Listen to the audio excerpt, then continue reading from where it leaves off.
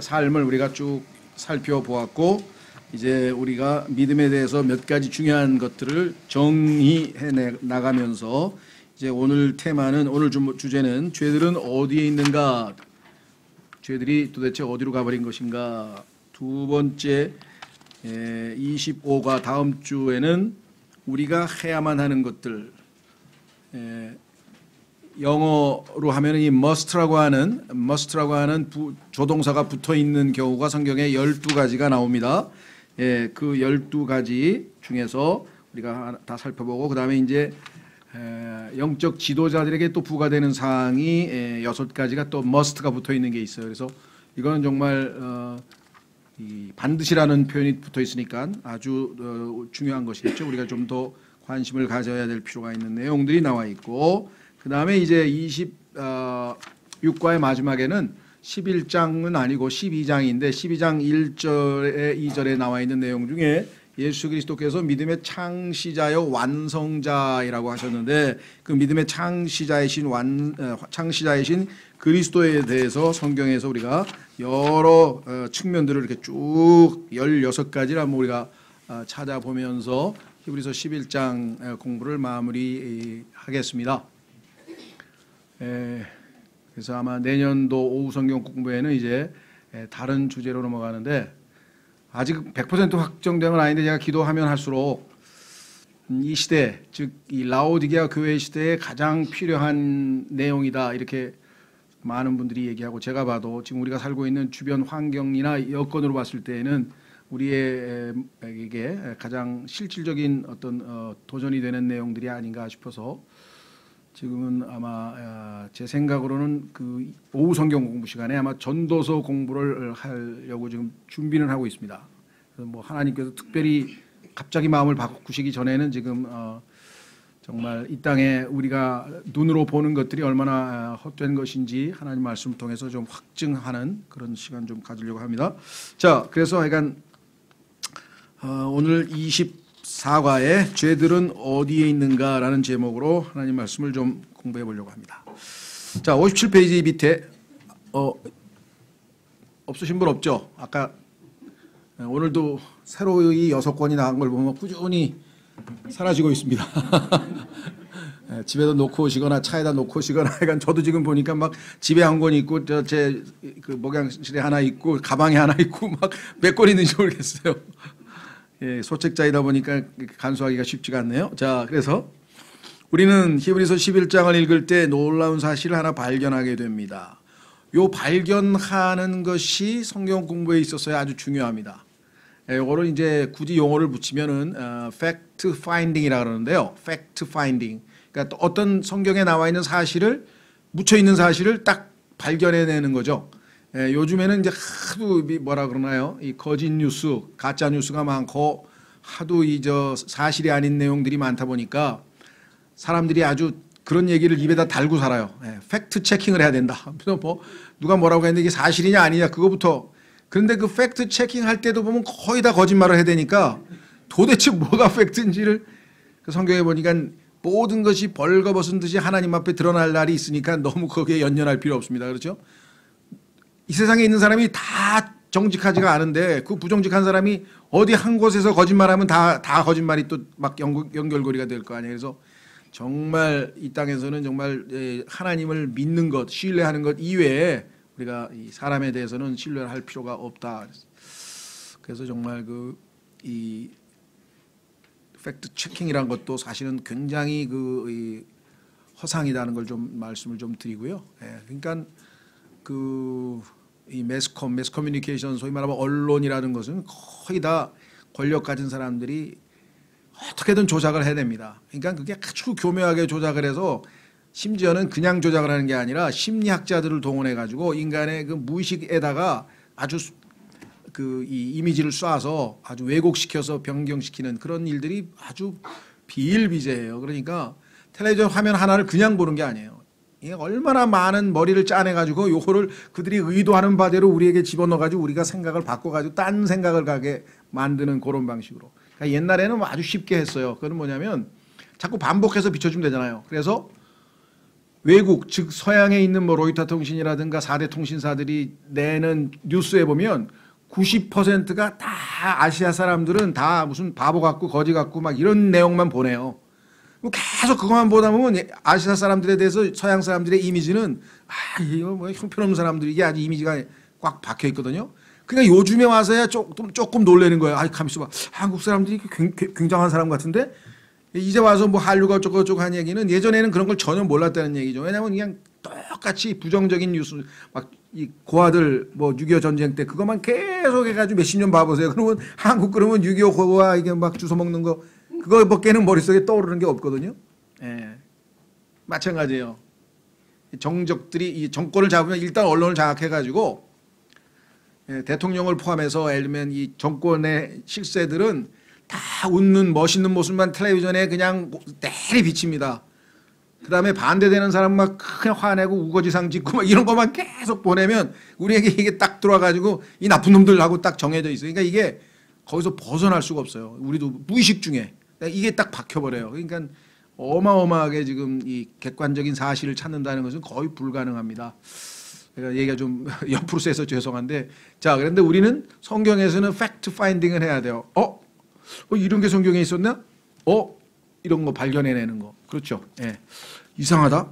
삼손이 내가 볼 때는 삼손이 별로 형편없는 사람인데 믿음의 영웅의 명단에 삼손이 올라와 있어?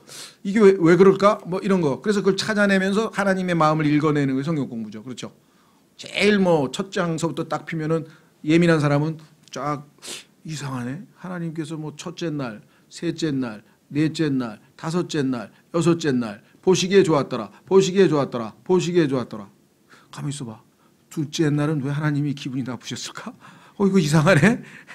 그렇죠. 이런 걸 찾아내는 거예요. 거기서 하나님 왜 둘째 날에는 하나님이 보시기에 좋았단 말이 없습니까? 한참 처음에는 모르죠. 나중에 한참 성경을 많이 공부하다 그 둘째 날 창조한 게 궁창인데 그 궁창에 보니까 영적 악한 존재들이 거기에 거하고 있구나. 에베소서에 보니까 이 악한 마귀들이 거처하는 것이어서 하나님이 눈살을 찌푸리시고 뭐 그런 말은 없지만 하여간 좋았다는 말씀은 안 하셨구나. 그렇지. 내가 가도 그거 마귀들이 들끓는 걸 보고 좋았다는 말을 할 수는 없지. 그 수긍이 좀 가죠. 뭐 그것 이외에 더 이유가 있을지는 잘 모르겠어요. 적어도 우리가 한두 개는 찾아낸다고. 자, 가만히 있어봐. 이상하네. 창세기 5장에 보니까 아담의 세대들에 관한 책이라. 세대에 관한 책이라는 게 여기 하나 써 있구나. 마태복음 1장 1절에 가니까 또 한 번 나와. 딱 성경에 두 번. 그렇죠? 예수 그리스도의 세대에 관한 책이라. 야, 이게 그러니까 구약은 죄인들 아담의 세대들에 대한 책이고 신약은 예수님의 세대에 대한 책이구나. 그래서 신구약이구나. 금방 딱 얼마나 이 팩트가 우리에게 뭔가 영적인 통찰력을 주잖아요. 그렇죠?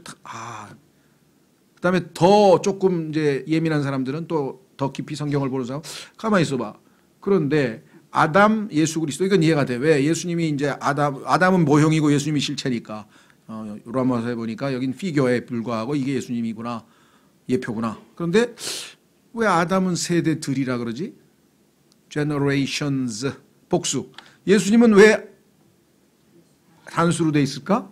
거기서부터 공부가 시작이 되는 거 이상하네. 아담이야 죽었으니까 1세대 죽었고 2세대, 3세대. 그러니까 당연히 generation, first, second, third.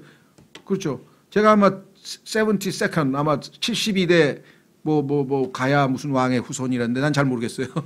그럴 리는 없겠지만. 근데 약간 족보에 뭐 몇 대 뭐 72대 뭐 김해김씨 뭔손 뭐 이렇게 써 있잖아요. 왜? 죽었으니까 내 앞에 70 몇 세대가 다 죽은 거 아니에요. 그렇죠? 네. 그 이해가 되는데. 그래서 예수 그리스도에 오면 뭐예요? 예수 그리스도의 세대. 왜? 예수님의 세대는 예수 그리스도께서 세대란 말은 제너레이션이란 예수님이 낳았다는 뜻이거든요. 아담이 낳은 자들은 죄인이니까 다 죽어. 죄 때문에. 예수님이 낳은 자들은 우리는 안 죽어. 영원한 생명을 봐. 예수님의 생명은 영원한 생명이야. 안 죽어. 그러니까 세대 하나밖에 없어. 안 죽으니까 계속 한 세대로 남아있어. 그래서 마태복음에 보니까 낳고 죽었다는 얘기가 없어요. 창세기에 보니까 낳고 살다가 죽더라. 낳고 살다가 죽었다. 낳고 살다가 죽었다. 여기 차이가 있구나. 그래서 이 팩트 파인딩이라는 게 히브리서에도 보면 뭔가 있긴 있다 이거죠. 그렇죠? 자, 그거 뭔가 한번 보세요. 여기에 등장하는 성도들의 죄들이 전혀 언급돼. 이상하네. 이 사람들도 죄를 분명히 우리만큼 지었을 텐데 인지상정인데 이 사람 죄에 대해서는 왜 성경에서 한마디도 언급 없고 그냥 히브리서만 읽으면 이 사람들은 뭐 완벽하게 산 사람들처럼 아주 딱 멋있게 기록되어 있을까? 이게 하나님의 은혜예요. 하나님은 우리 죄들을 잊어버리시고 기억도 안 하신다 그랬잖아요. 그러니까 기록할 수가 없지. 기억이 안 나는데 어떻게 기록을 해?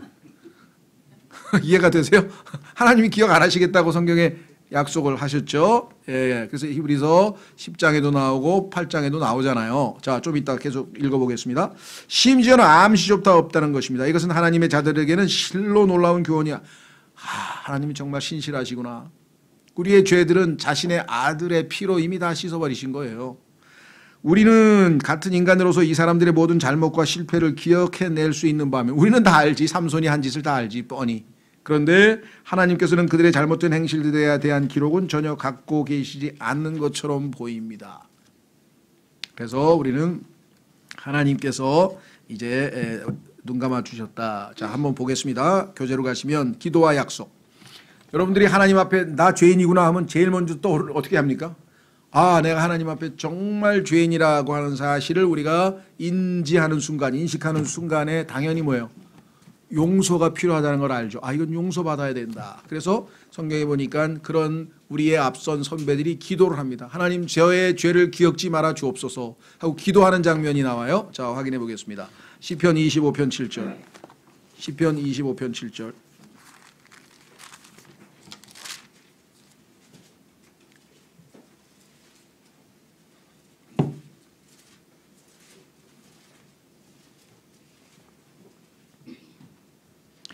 시편 25편 7절에 오 주여 내 젊은 시절의 죄와 내 범법을 기억하지 마시고 주의 긍휼에 따라 나를 기억하시되 주의 선하심으로 인하여 그리하옵소서. 젊은 시절에서부터 예수님 믿기 전까지 지었던 그 수많은 죄들을 하나님이 다 기억하고 계시면 어떻게 되겠어요? 우리가 불편해서 살 수도 없죠. 또 하나. 자, 그 다음에 기도 또 했습니다. 79절로 가면 79편 시편 79편 8절 시편 79편 8절 시편 79편 8절 오 예전이죠. 이전의 불법들을 기억하사 우리를 치지 마시오며 주의 친절한 긍휼이 속히 우리보다 앞서가게 하소서. 우리가 심히 비천하게 되었나이다. 그렇죠. 오 우리의 구원의 하나님이여 주의 이름이 영광을 위하여 우리를 도우시며 주의 이름을 위하여 우리를 건지시고 우리의 죄들을 깨끗하게 하소서라고 지금 분명하게 말씀을 하고 있죠. 자, 그래서 하나님께서 이 약속대로 기억하지 아니하겠다 응답하시는 장면이 거기에 히브리서 8장에 나오고 10장에 나오는데요. 8장은 1차적으로 유대인들의 죄들에 대한 얘기고요. 그 다음에 10장은 유대인들을 포함한 모든 일반 더 포용적이죠. 더 보편적인 죄들에 대한 이야기인데 한번 보세요. 히브리서 8장에 가면은 유대인들이 예수님을 거부해서 용서받지 못한 것에 대해서 이제 예수님을 영접하게 되죠. 예, 환난 때에 그들이 찌른 예수님을 이제 받아들이게 될 때 그들에게 용서를 베풀게 되는 장면이 나옵니다. 자, 그래서 히브리서 8장에 보시면은요, 첫 번째 언약을 맺었지만 그것을 유대인들이 다 어겼다. 그래서 히브리서 8장 7절부터 보겠습니다. 문맥을 보면 만일 그 첫 언약이 모세와의 언약이죠. 만일 그 첫 언약이 흠이 없었더라면 둘째 것을 구할 여지가 없었으려니와 그들에게서 흠을 발견하시고 그분께서 이르시되 주가 말하노라 보라 날들이 이르리니 그때 내가 이스라엘 집과 유다의 집과 새 언약을 맺으리라. 옛 언약은 하나님은 그대로 지키셨는데 유대인들은 계속 어겨버려가지고 이제 더 효력을 발생할 수 없는 지경까지 돼서 새 언약을 맺겠다 그랬죠. 그것은 새 언약은 다르다 이거예요. 뭐가 다르나 9절 내가 그들의 조상들의 손을 잡고 그들을 이집트 땅에서 이끌어 나오던 날에 그들과 맺은 언약에 따른 것이 아니니라. 그런 옛 언약 아니냐. 그것은 폐기되고 자 그러면 뭐냐 그들이 내 언약 안에 머물지 아니하였으므로 내가 그들을 중히 여기지 아니하였노라 주가 말하노라. 그날들 이후에 내가 이스라엘의 집과 맺을 언약은 이것이니 곧 내가 내 법들을 그들의 생각 속에 두고 그들의 마음 속에 그것들을 기록하여 나는 그들에게 하나님이 되고 그들은 내게 한 백성이 되리라 주가 말하노라. 이렇게 되면 그들이 각각 자기의 이웃과 각각 자기 형제를 가르쳐 말하기를 주를 알라 하지 아니하리니. 전도가 필요 없어요. 예, 이미 다 아는데, 다 주님을 알고 있는데 뭐하러 전도합니까? 눈에 보이는데 주님이. 그래서 어떻게 됩니까? 이는 가장 작은 자로부터 가장 큰 자에 이르기까지 모두가 나를 알 것이기 때문이라. 내가 그들의 불의에 대하여 긍휼을 베풀고 다시는 그들의 죄들과 그들의 불법들을 기억하지 어떻게 한다고요? 아니하시리라. 아니하시리라. 자, 하니라. 그분께서 새 언약이라고 말씀하심으로써 첫 언약을 낡은 것으로 만드셨으니 이제 쇠하고 낡아지는 것은 곧 사라지리라. 그렇게 되어 있죠. 자, 그래서 이 언약을 예수님께서 체결하려고 했더니 유대인들이 거부해 버려가지고 마태복음 26장에서 새 언약을 체결하시려고 했지만 유대인들의 거부로 결국은 못 체결했죠. 그래서 재림하실 때 지금 체결하신다, 이제 미래 시제로 되어 있습니다. 자, 10장으로 가면 이제 유대 백성이 아니라 우리에게도 해당이 되는 이야기가 나옵니다. 왜 유대인들의 얘기가 없냐? 이제 그 새로운 언약을 예수 그리스도를 믿는 신약 성도들이 수용을 했기 때문에, 자, 그래서 어딥니까? 16절. 아까 똑같은 이야기인데요. 16절에 그날들 이후에 내가 그들과 맺을 언약이 이것이라 주가 말하노라. 내가 내 법들을 그들의 마음속에 두고 그들의 생각 속에 그것들을 기록하리라 하신 뒤에 또 내가 그들의 죄들과 불법들을 다시는 기억하지 아니하리라 하셨느니라. 이제 이것들의 사면이 있는 곳에서는 다시는 죄로 인하는 오물이 없느니라. 여기는 유대인에 대한 언급이 없죠. 똑같은 이야기이면서도. 그래서 우리 그리스도인들에게도 이방인들에게도 다시는 죄를 기억하지 아니하신다는 약속이 적용이 가능하겠습니다. 자, 그러면 하나님의 거룩하심에 대해서 한번 찾아보십시다. 성경에 보니까 그분은 죄를 쳐다볼 수 없으시다. 하나님은 눈이 너무나 정결하셔서 더러운 죄를 쳐다보실 수가 없다라고 하박국 1장 13절에 기록되어 있습니다. 확인해 보겠습니다. 하나님은 죄를 쳐다보실 수 없는 분이시다. 구약 성경에 하박국 1장 3절, 하박국 1장 13절이죠. 1장 13절.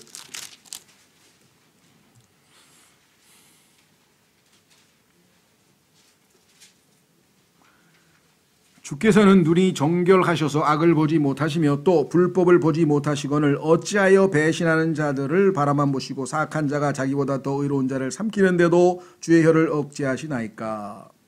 자, 그래서 그분은 옛날에 창세기부터 시작해서 인간이 지은 모든 죄들을 안 보시고 그냥 눈 감아 주셨다. 눈을 감고 계세요. 안 보고. 그냥 묵인해 보신 거예요. 묵인. 용서는 아니지만 그냥 묵인을 해줘. 자, 한번 확인해 보겠습니다. 사도행전 17장 30절. 사도행전 17장 30절. 죄들을 묵인해 주셨다는 표현인데요. 눈 감아 주셨다라고 아마 번역이 되어 있을 것 같아요. 사도행전 17장 30절. 늘 말씀드렸습니다마는 사도행전 17장은 사도 바울의 위대한 마르스 언덕 위에서의 설교가 되어 있는데요. 그 세계 문화의 중심지, 철학, 문명, 예술, 학문, 모든 것의 중심지인 아테네, 그리스의 아테네에 가서 이제 하나님의 말씀을 선포하러 갔더니 거기 있는 유식하고 똑똑한 사람들이 잔뜩 모여 있는 장소에서 이제 하나님의 말씀을 선포합니다. 그때 도입 부분에 보면은 와 보니 참으로 신도 많이 섬기는구나. 신들이 그냥 너무 많아요. 그래서 만신전이라 그러죠. 그리스 사람들이 세워놓은 그 신전에 보면 기둥이 멋지게 있고 아주 딱 봐도 그냥 너무 훌륭하게 그 판테온이라고 하잖아요. 판테온. 예, 그 판이 이제 범이라는 뜻이고 태원이 아니라 신전이란 말이니까 신들을 전부 다 모셔놓은데요. 그러니까 셀 수도 없이 많은 신들을 모셔놓은 그 성전인데 그 판테온에 너무나 신들이 많은데 이렇게 가보니까 이름이 다 붙어 있어요. 딱 보니까 딱 하나 써 있어. unknown. 이름을 모르는 신. 너무 신이 많아가지고 이름을 모르는 신 하나 딱 붙어 있어. unknown. 그래서 바울이 그걸 딱 들고 요 신이 누구신지 내가 가르쳐 주겠다. 너희가 모르는 신. 다 다 잡신은 아는데 진짜 신을 모르니까 그 신에 대해서 내가 지금부터 설교할 테니까 잘 들어라. 이렇게 해서 마르스 언덕 위에서의 그 이렇게 그리스의 약간 높은 언덕 위에 올라가서 사람들을 광장 밑을 내려다보면서 하는 그 유명한 설교가 있습니다. 그 설교를 쭉 진행하는데 지난번에 말씀드렸는데 우리나라에서는 이 설교를 이 책이 아직도 안 나온 것 같아요. 누군가가 좀 이렇게 좋은 책이니까 한번 번역을 했으면 좋겠는데 아직도 시도를 못 하고 있는 것 같은데 그 윌버 스미스라고 하는 그 학자가 신학자 같아요. 그분이 이 마르스 언덕에서의 설교 10몇 절밖에 안 되잖아요. 22절서부터 34절이면 12절밖에 안 되는데 이 12절을 가지고 그리스 철학을 분석하면서 현대 철학가에 이르기까지 약 750페이지에 그것도 그냥 깨알 같은 글씨로 그러니까 아마 책으로 내면 한 2배로 한 1500페이지 나올 것 같아요.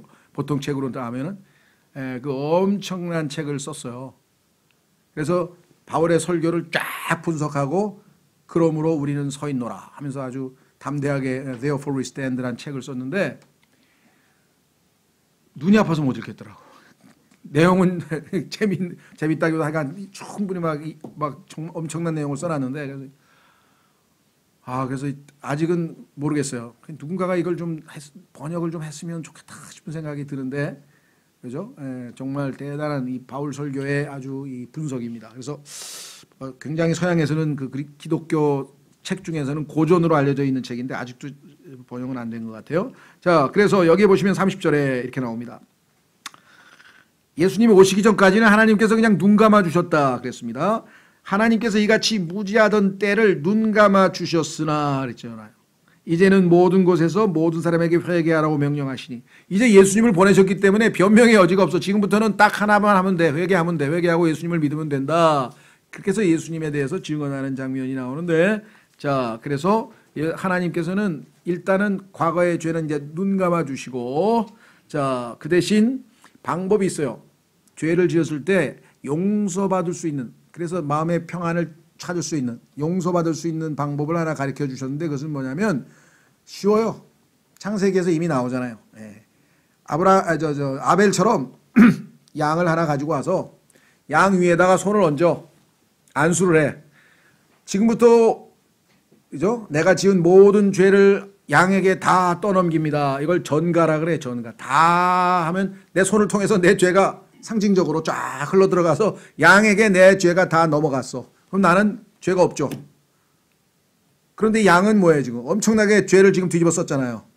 그래서 양을 죽이는 거예요. 왜? 죄 삭은 사망이니까. 그러니까 양이 나를 대신해서 그래서 희생양이라 그래. 양이 나를 대신해서 희생한 거야. 나를 용서하기 위해서 편안하게 해주려고 희생양이 된 거예요. 그렇죠? 근데 하나님께서는 이러한 것을 통해서 내가 죽은 것으로 간주해서 죄 용서를 해주신다 이거야. 그런데 문제는 죄 자체가 없어지진 않아. 죄를 없애버리려면 제거해버리려면 어떻게 되느냐. 예수님의 피가 필요해. 예수님의 피 아니면 어린 양의 짐승의 피로는 죄가 안 없어진다고 써 있어요. 그 히브리서 10장 보세요. 지금 우리가 읽은데 히브리서 10장 그거 보세요. 뭐라고 써 있나?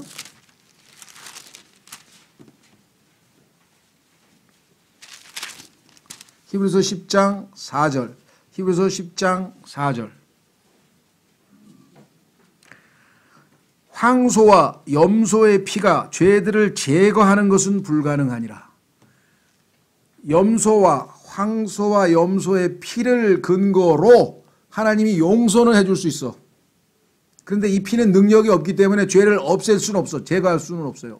자, 그래서 출애굽기 세 번째 거기 24장을 34장으로 고치십시오. 성경 구절이 잘못 나갔습니다. 출애굽기 34장 7절. 이것은 구약과 신약의 차이점을 알려주는 성경의 굉장히 중요한 구절인데 중요한 구절을 마귀가 가만히 있지는 않겠죠. 그렇죠. 마귀라면 중요한 구절은 가만두지 않겠죠. 더더군다나 출애굽기 즈음 있으면 뭐 사람들이 뭐 읽는지 안 읽는지도 모를 판인데 가볍게 고쳤습니다. 가볍게 고쳤는지 모르겠는데 정말 중요한 구절을 손댔어요. 자, 출애굽기 34장 7절 보세요. 내가 긍휼을 수천에게 베풀며 불법과 범법과 죄를 용서하되 짐승의 피를 근거로 죄는 용서된다 그랬죠? 그런데 뭐라 그랬습니까? 그것이 결코 죄 있는 자를 깨끗하게 하지는 아니하리라. 죄를 제거할 수는 없어. 용서는 받을 수 있는데 이 죄를 씻으려면은 예수님의 피, 보배로운 피가 필요하다 이 말이죠. 그렇죠? 그래서 이 구약에서 용서받고 구원받은 사람들은 기다리고 있어야 돼. 지하에 있는 아브라함의 품에서, 낙원에서. 왜? 죄들이 깨끗하게 예수님의 피가 흘려져야 깨끗하게 돼야 하늘에 있는 하나님 앞으로 올라갈 거 아니에요. 그분의 거룩한 임재 앞으로 들어갈 수가 있잖아요. 자, 그래서 여기에 나와 있는 이 엄청난 구절을 뭐 제가 읽지도 않겠어요. 이제 개역성경 한번 찾아보면은 완전히 이 진리를 무색해버립니다. 그러니까 구약은 어떻다고요? 용서만 해주는 거예요. 짐승의 피를 근거로. 근데 그것은 나중에 예수님께서 오셔서 보배로운 피를 흘려서 완전히 죄를 용서뿐만 아니라 구속, 죄를 제거하고 깨끗하게 하고 죄값을 치르고 소유를 꼴을 옮겨버리는 그 엄청난 일에 대한 예표란 말이죠. 자, 그래서 다시 돌아옵니다. 골로새서 1장. 골로새서 1장 14절을 그래서 성경을 뜯어 고치면 안 된다 이 말입니다. 골로새서 1장 14절. 골로새서 1장 14절. 신약은 단순히 죄 용서받는 것 아니에요. 지금 이 일부에서는 구원 그러면 죄 용서받았다. 죄 용서받았어요? 죄사함 받았어요? 죄사함 받았어요? 죄사함 받은 것보다 훨씬 더 깊은 의미가 있어요. 그래서 우리 교회에서 낸 책자 중에 하나가 구원은 죄사함 이상입니다. More than forgiveness.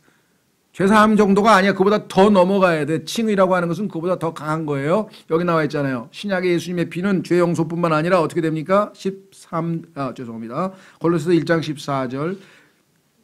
그분 안에서 우리가 그분의 피를 통해 구속, 곧 죄들의 용서를 받았도다. 그런데 여기서 지금 그분의 피를 통해라고 하는 이 세 단어, through his blood, 이 단어가 모든 킹제임스 성경을 제외한 성서들에서 삭제되었습니다. 그렇다면은 구속은 이루어질 수 없어요. 그렇죠? 구속은 피값으로, 생명의 값으로 피를 흘려야만 가능한 하나님의 행위이기 때문에 불가능하다는 거죠. 자, 그래서 다시 이제 교재로 돌아오면 죄인은 깨끗해 하실 수 없었다. 그렇죠. 구약 때에는 예수님의 피가 아직 흘려지지 않았기 때문에 그래서 그분은 그들의 죄들을 가져가셨다. 자, 이사야서 53장에 보시면 죄들을 깨끗하게 하실 수 없으니까 어떻게 되냐, 가져가 버렸다 이게. 여러분 기억나세요?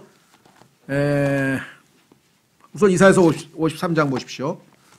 이사야서 53장 보면은 어린 양에 대해서 하나님께서 뭐라고 설명하고 계신가. 이사야서 53장.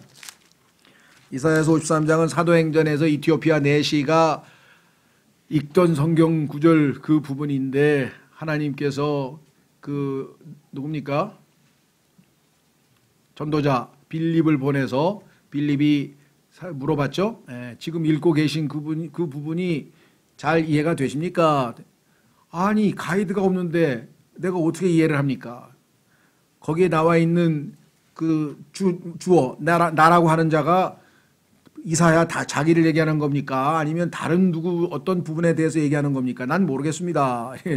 그래서 거기서부터 출발해서 빌립이 그에게 예수 그리스도를 전해서 구원받고 기뻐서 바로 침례까지 받고 이디오피아로 돌아가는 장면이 사도행전 8장에 나오잖아요. 그렇죠?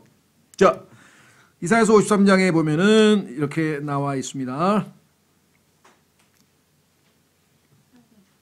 예. 참으로 그는 예수님 우리의 고통을 짊어지고 우리의 슬픔을 담당하였거늘 우리는 그가 매를 맞고 하나님께 맞아 고난을 당하였다고 생각하였노라. 우리 생각, 잘못된 생각이죠. 그러나 그는 우리의 범법으로 인해, 자기는 죄가 없는데 우리의 범법들로 인해 부상당하고 우리의 불법들로 인해 상하였노라. 그가 징벌을 받음으로 징벌은 그분이 받고 우리가 화평을 누리고 오늘 오전 설교 주제였습니다. 그가 채찍에 맞음으로 우리가 고침을 받았도다. 우리는 다 양 같아서 길을 잃고 각각 자기 길로 갔거늘 주께서는 우리 모두의 불법을 그에게 담당시키셨도다. 그는 학대를 당하고 고난을 당하였어도 자기 입을 열지 아니하였으며 도살장으로 향하는 어린 양같이 끌려가며 털 깎는 자 앞에서 잠잠한 양같이 자기 입을 열지 아니하는도다. 그는 감옥에도 가지 못하고 공정한 재판도 받지 못하였으니 누가 그의 세대를 아까 그의 세대에 대해서 얘기했죠? 기억나세요? 예수 그리스도의 세대. 그의 세대를 밝히 드러내리오. 그는 산자들의 땅에서 끊어졌으며 내 백성의 범법으로 인하여 자기 범법이 아니고 매를 맞았도다. 또 그는 사악한 자들과 더불어 자기 무덤을 만들었으며 죽어서는 부자와 함께 하였으니 예언의 성취됐죠. 신약 성경에서. 이는 그가 폭력을 행사하지 아니하였고 그의 입에 속임수가 없었기 때문이라. 그러나 주께서 그를 상하게 하는 것을 기뻐하사. 조심하십시오. 하나님께서 자신의 아들이 상하는 것을 기뻐하다니 이게 무슨 소리인가. 하나님이 무슨 세디스트입니까? 남의 괴로움을 보고 기뻐하게? 전혀 그게 아니죠. 이 희생으로 얻을 여러분과 저를 바라보니까 기쁘신 거였어요. 이 희생 때문에 구원받을 우리를 바라보니까 하나님이 너무 기쁘신 거예요. 그를 고통에 두셨은즉 그께서 그의 혼을 죄로 인한 헌물로 삼으실 때 속죄 헌물. 그가 자기 씨를 보고 자기 날들을 길게 하며. 자기 씨, 자기 세대. 우리가 씨예요, 씨. 우리 안에 생명의 씨가 들어와 있잖아요. 씨. 자기 씨를 보고 자기 날들을 길게 하며 또 주의 기뻐하시는 일이 그의 손에서 번영하리로다. 그가 자기 혼이 해산의 고통을 치른 것을 보고 만족하게 여기리라. 나의 의로운 종이 자기 지식으로 많은 사람을 의롭게 하리니 그가 불법들을 담당하리라. 그러므로 내가 그로 하여금 위대한 자들과 몫을 나누게 하리니 나중에 이분이 누리게 될 어마어마한 영광, 그가 강한 자들과 노력한 것을 나누리라. 이는 그가 자기 혼을 쏟아 부어 죽기까지 하며 범법자들과 함께 계수되었기 때문이라. 강도와 함께 죽었죠. 그는 많은 사람들의 죄를 담당하였으며 범법자를 위해 중보하였느니라. 이렇게 해서 세상 죄를 지고 가는 하나님의 어린 양이라고, 이 어린 양이, 여기에 묘사되어 있던 어린 양이 바로 저분이라고 요한이 지적하면서 예수님을 사람들에게 알려주었습니다. 그렇죠? 자, 그러면 이제 예수님께서는 우리의 죄들을 짊어지고 가셨다. 그런데 그것을 보여주는 성경에 여러 예가 있어요. 그게 그 유명한 광야에서의 속죄염소예요. 여러분, 유대인들의 명절 중에 첫 번째 아시는 유월절이 있고 무교절이 있고, 무교절과 유월절 사이에 초실절이라는 게 하나 들어가 있죠. 부활을 나타내는 초실절이 있고, 그 다음에 오순절이 있고, 그 다음에 유대인들을 다 불러 모아서 이제 다시 주님 품으로 인도하는 나팔절이 있고, 그 나팔절 다음에 유명한 여기에 나와 있는 속죄일, 욤키퍼, 1년에 한 번씩 대제사장이 민족 모두의 죄를 짊어지고 하나님 앞에 가서 속죄하는 속죄일이라고 하는 이 욤키퍼라고 하는 히브리어가 유대인들의 최고의 명절이다 보니까 전 세계적으로 유대인이 안 사는 곳이 없잖아요. 그날은 유대인들에게는 어마어마한 행사를 하다 보니까 모르는 사람이 없어요. 그래서 그냥 이 욤키퍼란 말은 전 세계적으로 다 알려진. 그래서 우리나라에도 보면은 그 해외 미국계 약간 이런 회사 아메리칸 뱅크 오브 아메리카든가 이런 데 보면 다 써 있어요. 욤키퍼에서 빨간 날로 돼 있어요. 왜냐면 그날 다 쉬어요. 예. 휴일이에요. 전 세계적으로 유대인들의 명절인데 그 정도로 유대인들이 속죄일을 중요시 여기는 날이죠. 자, 그래서 그 속죄일 날 행사를 어떻게 해서 죄를 다 떠나보내는가를 레위기 16장에서 자세하게 설명해 놨어요. 그래서 염소 2마리를 잡아서 하나는 제물로 바쳐서 피를 흘려서 안에서 태우고, 하나는 그 위에 안수를 합니다. 대제사장이. 그러면 대제사장은 백성을 대표하기 때문에 유대 민족 전체의 죄가 이 속죄 염소의 머리 위를 통해서 다 올라가는 거예요.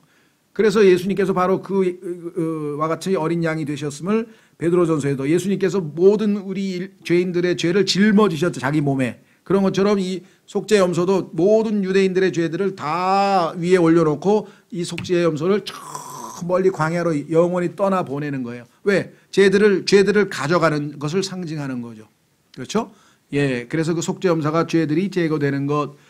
우리말로는요, 이게 영어로는 take away라 그러니까 제거된다고 이렇게 표현했는데 직역을 하면 멀리 가져가 버리는 거예요. 그래서 성경에 보니까 이 죄들을 다 어디로 가지고 갔는가 예수님께서 지옥으로 가지고 가셨어요. 지옥으로. 그래서 그 죄들이 가야 할 곳은 당연히 지옥이고요. 나중엔 불못인데요. 예수님께서는 그 죄들을 거기다가 다 내려놓고 부활하실 때에는 예수님은 당연히 죄 없이 죄를 짊어지고 가셔서 다 지옥에다 내려놓고 예수님은 올라갈 때에는 죄 없이, 그렇죠. 그래서 예수님은 재림하실 때 성경에 보니까 without sin appear, shall appear, 그분이 다시 나타나시리니 이번에 두 번째 나타나실 때는 당연히 뭐예요? 죄 없이 나타나시리라. 그래서 히브리서에 기록되어 있죠. 지난번에 우리 한번 봤는데요. 자, 그래서 첫 번째는 그것이고 두 번째는 대제사장의 겉옷. 대제사장의 겉옷이 말끔하게 깨끗하게 정결케 되는 장면이 스가랴서 3장 1절에서 5절에 나옵니다. 한번 확인해보고 그 다음에 성경을 그냥 읽어보면 무슨 의미인지 금방 들어오겠죠. 자, 스가랴서, 말라기 바로 직전입니다. 구약성경의 끝에서 두 번째 책 스가랴서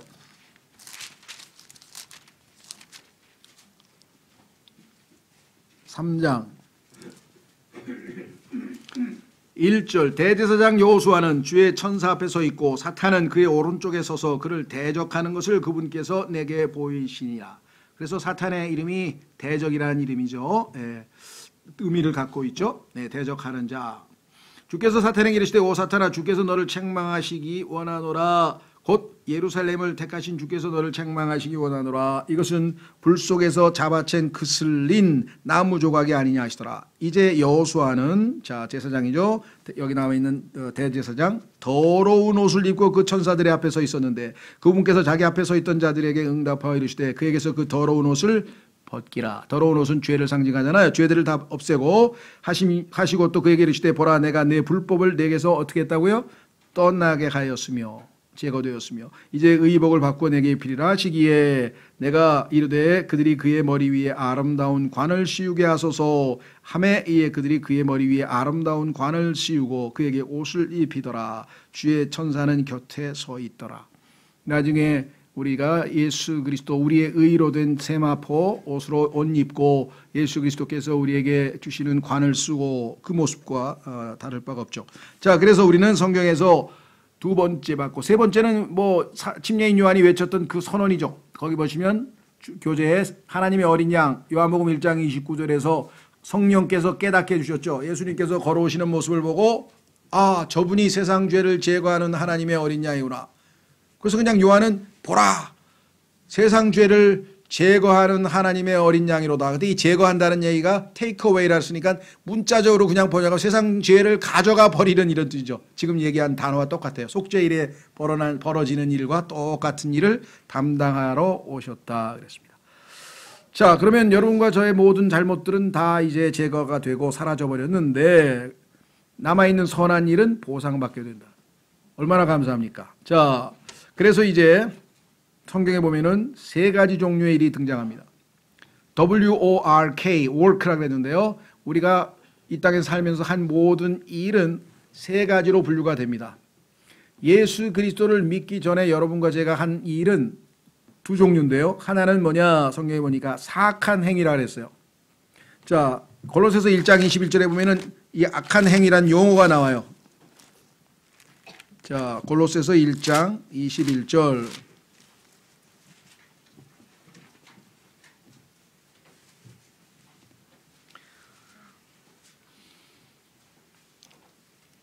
한때는 너희가 사악한 행위들로 인해 멀리 떨어져 너희 생각 속에서 원수가 되었으나 이제는 그분께서 죽음을 통해 자기 육체의 몸으로 화해를 이루어 너희를 그분의 눈앞에서 거룩하고 흠없게 책망할 것이 없는 자로 제시하려 하셨으리 하면서 과거의 우리의 모습이 사악한 행위들로 점철되어 있었음을 보여줍니다. 뭐 누가 봐도 여기 써 있죠. 설명. 하나님의 말씀을 어기고 행한 명백한 죄악된 행위들, 뭐 거짓말이 됐든 뭐가 됐든. 두 번째는 뭐냐, 사악하진 않아요. 누가 봐도 도덕적인 행위도 했을 거 아니에요. 여러분들이 착한, 세상에서 보면 뭐 착한 일도 했을 거 아니에요.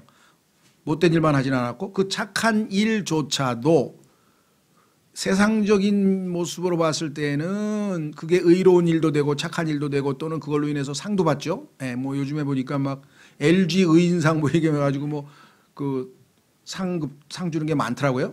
예. 그거 잘못된 거 없어요. 착한 일 한 걸 했으니까. 그러나 하나님의 기준에서 봤을 때는 그것은 아직 거듭나기 전에 우리의 육신의 일이기 때문에 그걸 죽은 행실이라 그래요. 겉모습은 그럴싸한데 그 안에 생명이 들어있질 않아요. 그래서 육신의 죽은 행실 이렇게 써 있습니다. 저기 보세요. 히브리서 6장 1절에 그렇게 설명되어 있습니다. 자, 이거 조심하세요. 그러면은 세상 사람들이 하는 선행은 다 육신의 죽은 행실이네. 맞습니다. 교리적으로. 그러나 그것만이라도 하는 게 얼마나 다행입니까? 사악한 행동만 해보면 이 땅이 살 수 있겠어요? 그나마 그래도 이 세상 사람들이 종교 행위가 됐든 뭐가 됐든 간에 아니면 어렸을 때 교육을 받아서 그랬든 간에 뭐 두려워서 그랬든 간에 그나마 그래도 착한 일을 하는 것 자체를 우리가 부정적으로 볼 필요는 없어요. 다만 그 착한 행위를 아무리 날마다 하더라도 하나님 앞에 의롭게 될 수 없고 구원받을 수 없다는 사실을 우리가 지적하는 것뿐 그 사람의 행동들을 우리가 무시하고 야 저거 육신의 뭐 저 죽은 행실이야 뭐 저 아무짝에도 소용없어 막 이렇게 하는 사람들이 우리 주변에 있어요. 그건 정말 잘못된 거예요. 오히려 부끄러워야지. 야, 저 사람은 그래도 육신밖에 성령도 거하지도 않는데 저 정도 생활을 하는데 아니 나는 뭐야 성령이 거하시는데도 나는 이 모양이네. 이게 부끄러워해야지. 야, 저거 다 야 그럴싸하지만 저거 다 소용없어. 뭐에 소용없어요? 구원을 받는 데는 소용없어요. 그러나 훌륭한 일이에요. 칭찬해주고 잘했다고 해줘야지 당연히. 다만 그것이 하나님 앞에 의롭다고 받을 수 있는 조건은 못 된다는 사실을 알려줘야 되는데 그런 사람들에게는 그래서 복음이 어려운 거예요. 왜? 그 사람들은 지금 칭찬받을 일만 하고 있거든. 누가 봐도 훌륭한 일을 하니까 이 사람에게 죄인이라는 사실을 알려주는 것 자체도 쉽지 않고 정말 성령님의 특별한 뭔가 딱 통찰력이 어떤 뭔가 죄인이라고 하는 것을 깨닫기가 그렇게 쉽지 않은 것이죠. 오히려 죄를 많이 지은 사람은 자기가 죄인이라는 것을 금방 깨달을 수가 있는 것이죠. 자, 그래서 이 육신의 죽은 행실에 여기 써 있습니다. 그 행실 자체는 여기 써 있습니다. 사악하지는 않지만, 우리 읽었죠? 안 읽었나요? 읽어야 되네. 히브리서 6장 1절 읽고 성경적 용어를 우선 보고 그러므로 우리가 그리스도의 교리의 기초 원리들을 떠나 완전함으로 나아가서 죽은 행위들로부터의 행위와 여기 나와 있네요. 죽은 행위들이라는 표현이 써 있죠. 자, 그래서 이 죽은 행위는 설명 보십시오. 교재. 사악하지는 않아요. 그 자체가. 그런데 성경대로 행하지 않거나 하나님을 향한 사랑의 동기로 행하지 않은 도덕적 종교적 행위. 그 자체로는 도덕적 종교적으로 선하고 의로운 행위이긴 한데 문제는 하나님 수준에서는 이게 억셉트가 안 된다. 그렇죠? 이사야서 64장 6절로 가겠습니다. 이사야서 64장 6절에 써 있어요. 하나님께서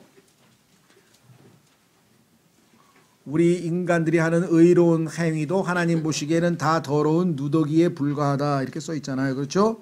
이사야서 64장 6절 이사야서 64장 6절 그러나 우리는 다 부정한 물건 같고 우리의 모든 의는 더러운 누더기 같으며 우리의 불의가 아니고 우리의 사악한 게 아니고 우리가 행하는 의로운 행위조차도 하나님 보시기에는 다 더러운 누더기 같으며 우리는 다 잎사귀같이 시들므로 우리의 불법들이 바람같이 우리를 몰아갔나이다. 그래서 우리의 의조차도 그게 왜 그래요? 생명이 없는 죽은 행실이기 때문에 그렇다는 거예요. 죽은 행실이기 때문에 그렇다고 해서 조심하십시오. 우리 주변에 훌륭하고 선한 사람들에 대해서 저 사람 행실 다 죽은 행실이야 이러면서 쓸데없는 그런 오만한 태도를 취하는 건 전혀 잘못된 것인데 그리스도인들 중에 종종 그런 경우가 있어요. 우리가 잘못하면 조심하시고요. 자, 하나님께는 그것이 용납받을 수는 없다. 그렇다면 여러분과 제가 이제 예수님 믿기 전에는 두 종류죠. 1번에 해당되는 일을 거의 한 90% 행하고 2번에 해당 행위는 한 10% 정도 하는 사람이고 또 어떤 사람은 반대. 그러니까 뭐 적절한 비율에 따라 자라온 환경에 따라 그가 받은 교육에 따라 뭐 집안 뭐 분위기에 따라 해서 어떤 사람은 뭐 그죠? 더 사악한 얘기를 많이 하고 종교적인 좀 덜하고 이게 차이만 있을 뿐 어차피 1번, 2번으로 우리의 모든 행위가 구성되어 있어요. 예수님 믿기 전에는. 그렇죠? 근데 예수님을 믿었다. 그럼 어떻게 되나 보세요. 이제 선하신 분. 예수님이 뭐라 그랬습니까? 선한 선생님이요. 청년이 예수님을 보더니 선한 선생님이요. 그랬더니 예수님께서 이 세상에 한 분 선하신 분 한 분 하나님밖에 안 계시는데 너희는 어찌하여 나를 선한 분이라 그러느냐? 그 사람이 아마 깜짝 놀랐을 거예요. 그렇죠? 사실은 예수님께서는 선한 분은 하나님 한 분밖에 안 계셔. 그런데 너는 지금 나를 선한 분이라 그랬어. 그럼 혹시 네가 내가 하나님이라는 걸 알고 있는 것? 얘는 그것도 모르고 한 거야 그냥. 근데 사실은 논리적으로 치면 그거를 제대로 알아야 되는 거야. 그래, 내가 바로 하나님이야. 왜? 선한 분이니까. 선한 분은 하나님 한 분밖에 안 계시니까. 근데 그것도 모른 채 무슨 소리 하는지도 모르고 지금 막 멍했겠죠. 자, 보십시오. 이 선한 행위는 에베소서 2장 10절에 나와 있습니다. 에베소서 2장 10절에 답이 나와 있어요. 선한 행위가 뭐냐? 에베소서 2장 정말 중요합니다. 안타까운 것은요, 우리가 복음주의 교회 또는 뭐 복음교회에게 복음을 잘 전해주는 교회가 됐던 뭐 선교단체가 됐던 이 구절을 굉장히 많이 적용하고 활용합니다. 맞습니다. 보세요. 2장 8절 구절을 암송 구절. 저 구원받고 나서 아마 일주일도 안 돼서 이거 암송했을 것 같아요. 왜? 그 내비게이터 성경 암송 구절에 보니까 이게 아주 뭐 구원에 대해서 써 있더라고. 그래가지고 그냥 거의 뭐 암송 카드 들고 다니면서 암송했는데요. 너희가 믿음을 통해 은혜로 구원을 받았나니 8절 그것은 너희 자신에게서 난 것이 아니요 하나님의 선물이니라 행위에서 난 것이 아니니 이것은 아무도 자랑하지 못하게 하려 함이라. 자, 그럼 이 행위가 아까 일하고 같은 단어입니다. works. 영어의 work라고 하는 이 단어를 우리는 문맥에서 행위라고도 번역하기도 하고 일이라고도 번역을 했는데 한 가지예요. 다 똑같은 건데요. 자, 그러면 여러분과 제가 행위 아까 얘기했잖아요. 그게 죽은 행위니까 그 행위에서는 생명의 선한 행위가 아니죠. 그러니까 죽은 행위잖아요. 그러니까 그 행위에서 난 것이 아니니 이것은 아무도 자랑하지 못하게 하려 함이라. 그래서 우리는 행위 구원은 잘못된 교리다. 그것이 예를 들면 주일 성수가 됐던 아니면 뭐 선행이 됐던 도덕적 행위가 됐던 뭐 종교적인 뭐 제사의식이 됐던 유대인의 율법을 지키는 것이 됐던 그 어떠한 행위도 구원의 조건이 될 수가 없다. 그래서 이것을 율법의 행위라 그랬어요. 왜냐하면 율법이 요구하는 행위들이니까. 그런데 예수님을 믿고 났습니다. 자, 그 다음에 어떻게 됐습니까? 우리는 그분의 작품이요. 예수님이 우리를 만드셔서 새로운 창조물을 만드셨죠. 그 다음에 어때요? 그리스도 예수님 안에서 선한 행위를 하도록 창조된 자들이니라. 이 창조는 새 창조죠. 다시 창조됐잖아요.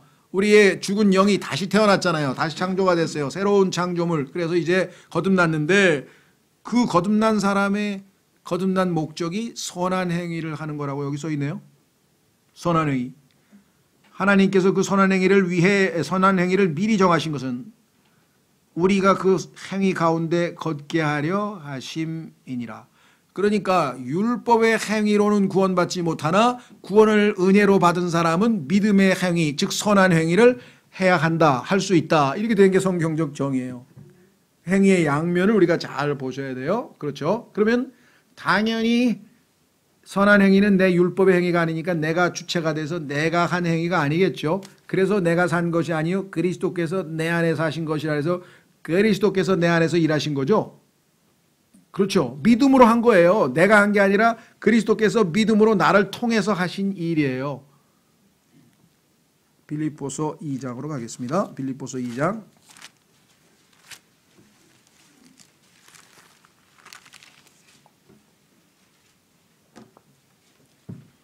12절, 빌립보서 2장 12절.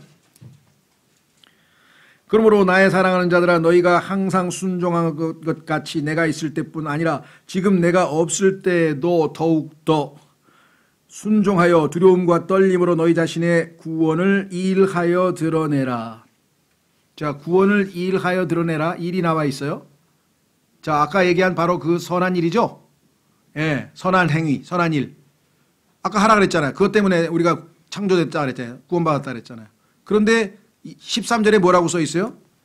너희 안에서 일하사 자기가 참으로 기뻐하는 것을 원하게도 하시고 행하게도 하시는 분은 누구라고요? 하나님이시니라. 아, 그러니까 일하시는 분은 하나님이시네? 내 안에서? 그러면 하나님께서 일하시겠다고 할 때 내가 하는 일은 뭐예요? 허락해드리는 거예요. 내가 내 자신을 부인하고 나는 멈추고 하나님께서 나를 통해서 일하시도록 허락하는 그것이 나의 순종이에요. 그러면 하나님께서 일은 다 했어. 그래서 제품이 지금 쫙 쌓여 있어. 그러면 나는 work in us. 내 안에서 하나님이 일하시고 나는 그 하나님이 해놓으신 일들을 work out. 바깥으로 유통만 하면 되는 거야. 생산은 하나님이 하시고 유통은 내가 하는 거예요. 그게 신앙생활이에요. 그래서 우리는 유통하는 사람, 유통업자입니다. 뭐 그런 책도 있어요. 아, 그래서 이 양반 뭘 알고 썼네. 생산업자는 하나님이시고 우리는 유통업자에 불과합니다. 그 얘기예요. 예. 자, 그래서 다시 돌아옵니다. 세 번째, 거듭난 사람이 하나님의 말씀에 따라 하나님께 영광과 존귀를 돌리고자 한 행위이다. 그러니까 3번을 하도록 했는데 자주 우리는 1번을 자주 하지는 않는 것 같아요. 모르겠어요. 1번도 자주 하는지. 1번도 어쩌다 할 수 있겠죠. 얼마든지. 그 다음에 2번 엄청 자주 해요. 자기도 모르게. 그렇죠? 예, 그래서 나중에 가면 아, 이거 아닌가 해서 이제 자기 자신이 언젠가 그 눈을 뜨죠. 그래서 다시 이제 회개하고 돌아오는데, 그래서 세 번째 선한 행위, 이것이 하나님의 보상의 대상이다. 하나님이 이 세 번째에 대해서 보상해 주신다. 이것을 나중에 이제 금과 은과 보석으로 분류를 하시겠죠. 고린도전서 3장으로 가면, 자, 두 번째, 죄인의 처지. 죄인의 처지는 죄 가운데서 죽습니다. 두 번째, 영원히 하나님으로부터 분리됨. 불못으로 던져지고 하나님은 죄와 상관없죠. 이것이 죄인의 영원한 운명입니다. 비참한 처지죠. 세 번째, 죄인은 이렇게 암담한 처지에 불행에 놓이지만 우리 그리스도인들 성도의 기쁨. 십자가에서 악한 행위들이 제거됨. 자, 십자가에서 아까 우리 봤잖아요. 예, 속죄염소처럼 약한 우리의 행위들이 다 예수 그리스도에게 위에 놓여져서 예수님께서 속죄염소처럼 다 가지고 지옥으로 가져가 버렸으니까 제거됐죠. 두 번째, 그리스도의 심판석에서 죽은 행위들이 제거됨. 자,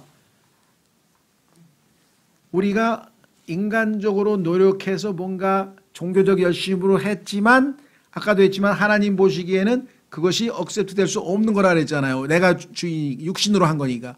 육신의 죽은 행실이야. 겉보기에는 괜찮은 행동인데. 그래서 그런 것들은 어떻게 되는가?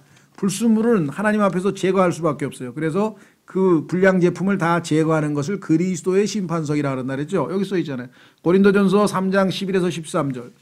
요건 모르겠어요. 아마 우리가 세 번의 나머지 이제 금년도 평가할 때 설교할 때 아마 또 뭐 언급될 구절이긴 한데요. 자, 그리스도의 심판석에 가서 여러분과 제가 한 일들 중에서 육신의 아까 2번에 해당하는 거는 다 없애드려요. 하나님께서 없애줘요. 얼마나 감사해.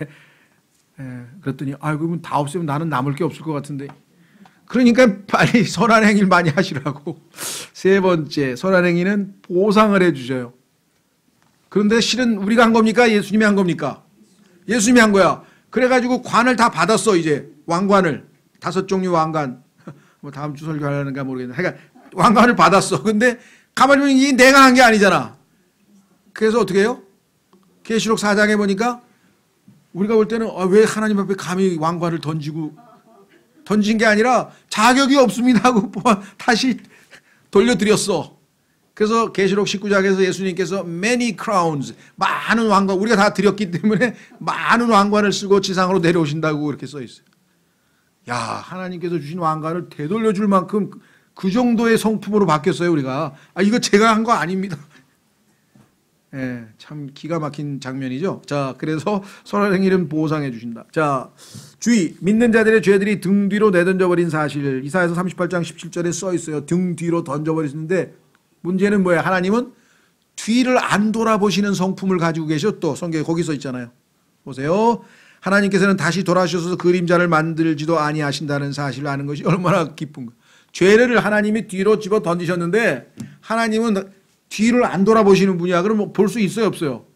그래서 아까 기억지도 아니하신다고 그랬잖아요. 얼마나 우리가 볼 때는 무슨 초등학교 학생들에게 설명하듯이 설명하시죠? 죄를 등 뒤로 던졌어. 근데 하나님은 돌아서면 그림자가 생기니까 돌아서서 그림자를 안 만드시는 분이라고 성경에 써 있어. 그러면 영원히 우리 죄는 하나님이 안 보신다는 얘기 아니에요. 그러니까 하나님 앞에 떳떳하게 나갈 수 있지. 하나님이 우리 죄를 지금 떡 보고 있으면 창피해서 뭐 어떻게 뭐 죄진 사람이 이렇게 제정신 아닌 사람은 뭐 이렇게 고개 들고 다니지만 죄진 사람 치고 다 어떡합니까? 고개 푹 숙이고 잠바 뒤집어 쓰고 막 마스크 쓰고 그냥 안 보이려고 그냥 막 가리려고 난리 치잖아요. 근데 우리는 떳떳하게 하나님 앞에 나아가. 왜? 하나님 우리 죄를 안 보시고 기억도 아니하시고. 증거 히브리서 11장에 뭐 삼손의 죄 하나도 써놨나요? 다윗의 죄 써놨나요? 하나도 안 써놨잖아요. 믿음으로 한 것만 다 기록을 해놨잖아요. 보상만 해주시잖아요. 예수님의 피의 위력을 아시겠어요? 어마어마한, 완전히 다 씻어버렸다. 자, 마지막으로 주의. 우리는 본과에서 구약 성도들의 죄들이 전혀 언급되지 않고 있다는 사실을 신약 성경에서 공부했습니다. 창세기 3장을 다룬 교재에서 이 죽음도 언급되어 있지 않다는 사실을 공부하게 됩니다. 죽지 않는다. 왜? 죄삭시 없기 때문에. 죄삭은 없기 때문에. 자, 그래서 우리는 죄는 성경에 보니까 이제 저 불못들에 가 있습니다. 예수님께서 가지고 가셔서 올라가실 때 다 거기다 내려놓고 가셨죠. 그래서 죄와 사망과 마귀, 거짓 대언자 이런 모든 것들은 영원토록 불호수에서 영원토록 불타오르는 영원한 고통의 장소, 이렇게 써 있어요. 영원한 고통의 장소. 자, 우리는 영원히 하나님과 함께 지내게 되었습니다. 이제 마무리 마치고요. 다음 시간에 우리가 해야만 하는 것들 12가지가 있는데요. 12가지 중에서 당연히 우리가 해야 되는 것 미래 있고요. 지금 현재 우리가 하면서 거기에 대해서 하나님께서 주시는 보상이 주어지는 것들이 또 있습니다. 다음 시간에 두 번에 걸쳐서 마무리하겠습니다. 다 같이 일어나셔서 찬송가 333장